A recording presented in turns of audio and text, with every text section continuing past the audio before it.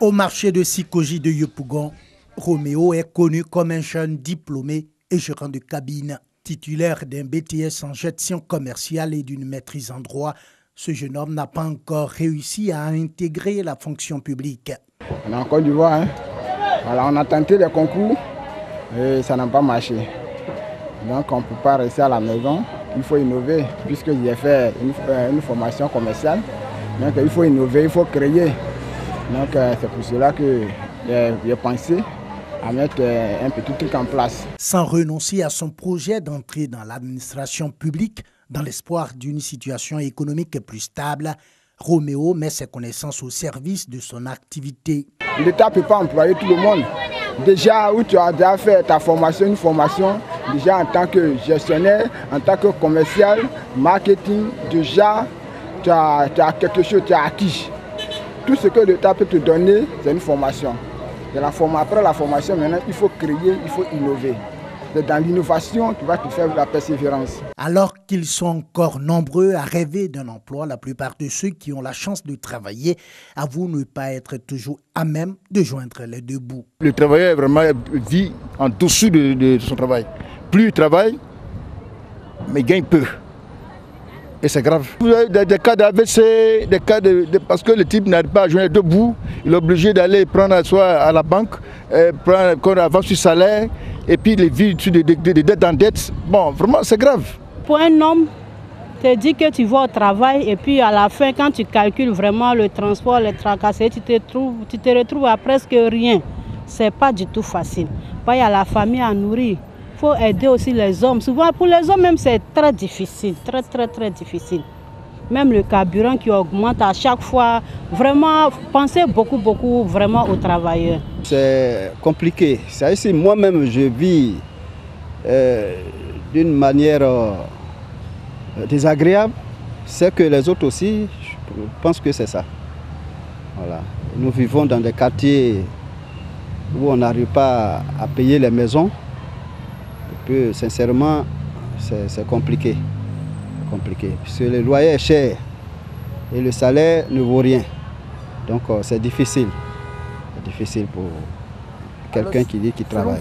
C'est une question d'organisation. Il y a des gens qui ne sont pas organisés. Si tu es organisé, pourquoi autour de toi tu ne vas pas manger?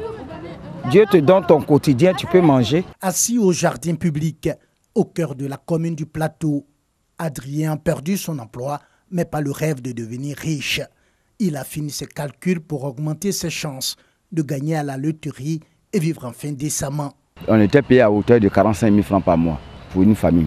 Je suis le dernier fils de ma mère après 3 filles. Ces filles-là, je devais les aider. Les travailleurs appellent finalement les autorités ivoiriennes à réunir les ingrédients nécessaires pour que chaque Ivoirien puisse vivre décemment de son labeur. L'État même fait de telle sorte qu'au fur et à mesure qu'on augmente en grade, qu'on augmente aussi en fonction.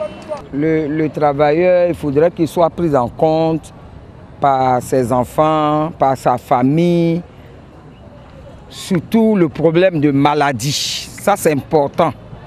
Parce que tout le monde n'a pas l'argent pour aller à l'hôpital, dans les cliniques, surtout l'hôpital. On a un problème de santé. À l'âge de 60 ans, on a un problème de santé. Si on pouvait voir le problème de santé, ça allait nous... Même s'il ne tient pas toujours ses promesses de rendre l'homme indépendant et heureux, les Ivoiriens ne doutent pas de la valeur sociale, économique, voire même culturelle du travail. Des gants, perfuseurs, seringues, sondes et tubes ont été offerts ce jeudi au service pédiatrique du centre hospitalier universitaire de Cocody. C'est une initiative de Terry Africa, association culturelle créée à Abidjan en 2015 par une cinquantaine de jeunes rappeurs ivoiriens, la plupart vivant aux États-Unis et en France. Ce don d'une valeur de 200 000 francs CFA vise à contribuer à l'amélioration de la santé des enfants défavorisés. Mais Terry Africa ne compte pas s'arrêter en si bon chemin. Ses adhérents souhaitent étendre leurs activités à l'intérieur du pays pour le bien-être des populations.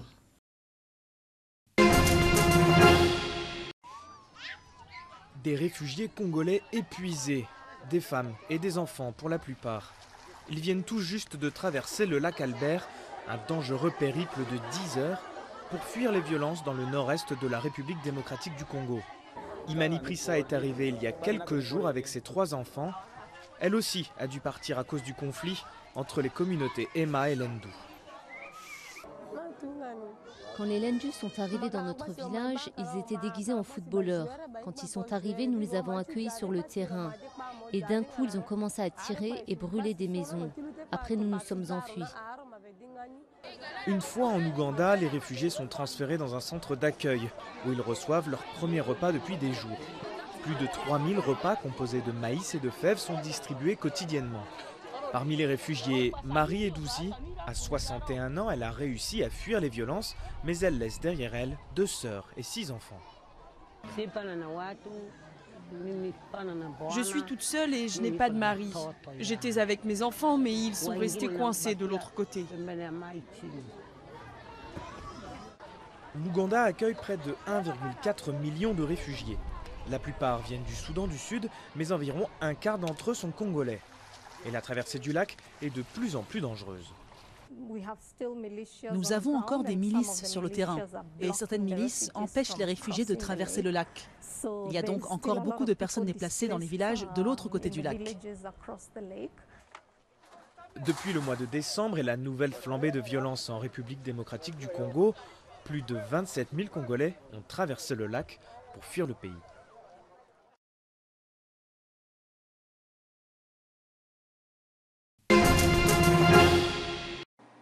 Une simple prise de sang pour détecter la trisomie 21.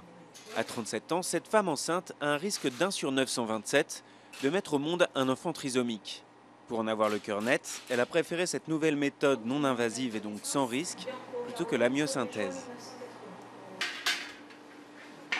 L'aiguille est beaucoup plus importante puisqu'il faut aller prélever du liquide amniotique dans la poche. Donc je pense que c'est quand même une technique qui est un petit peu douloureuse, qui fait un petit peu peur et surtout qui est risquée pour le bébé puisque je pense qu'il y a des risques de fausse couche derrière. À l'hôpital nord de Marseille, le docteur Annie Lévy-Mosiconacci expérimente ce test qui devrait prochainement être remboursé par la sécurité sociale. Si actuellement certaines cliniques privées le proposent déjà, le prix, 390 € est souvent rédhibitoire. Pourquoi on a proposé cette prise en charge?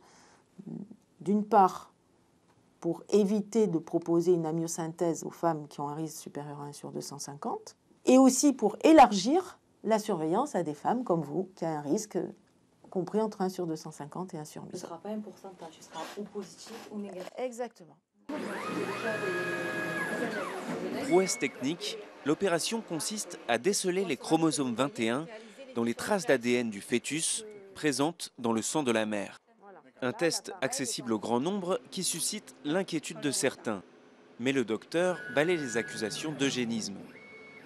On n'augmente pas surtout le nombre d'interruptions médicales, de grossesse, mais on va surtout diminuer le nombre de fausses couches qui étaient liées à ce dépistage. Et donc on va proposer aux femmes et aux couples de pouvoir sereinement faire cette analyse sans avoir une épée de Damoclès de perdre dans 1% des cas par une amyosynthèse ce bébé. Le DPNI, ou dépistage prénatal non invasif, offre par ailleurs aux couples plus de temps pour prendre une décision. Le résultat est disponible dès la 12e semaine de grossesse. 4 mai 2014, un glissement de terrain survenu dans la région nord-est endeuille l'Afghanistan. Plus de 2000 disparus, environ 300 morts, plus de 700 familles déplacées, 300 maisons complètement détruites. L'heure est grave. À la suite de fortes pluies, un torrent de boue et de pierres a déferlé le long d'une vallée, dévastant le village d'Ab-Barek. Les autorités locales préviennent que ce bilan pourrait s'alourdir à mesure que remontent les informations. Cette catastrophe a laissé des milliers de personnes dans le dénuement. Les opérations de recherche ont permis de secourir 400 personnes. Les autorités afghanes portent assistance aux populations sinistrées avec l'aide des organisations humanitaires. Plus de 80 tonnes de rations alimentaires et des tentes sont distribuées. Selon l'organisation Croissant-Rouge, l'acheminement de l'aide est ralenti par le manque de routes et le terrain accidenté. Un soutien psychologique est mis en place pour les enfants qui ont perdu leurs parents. Ce sinistre a suscité une vive émotion dans le monde entier. Les États-Unis et la France offrent à l'Afghanistan une aide supplémentaire pour les interventions de secours. En hommage aux victimes, le président afghan Hamid Karzai décrète une journée de deuil national. Les drapeaux sont en berne dans tout le pays.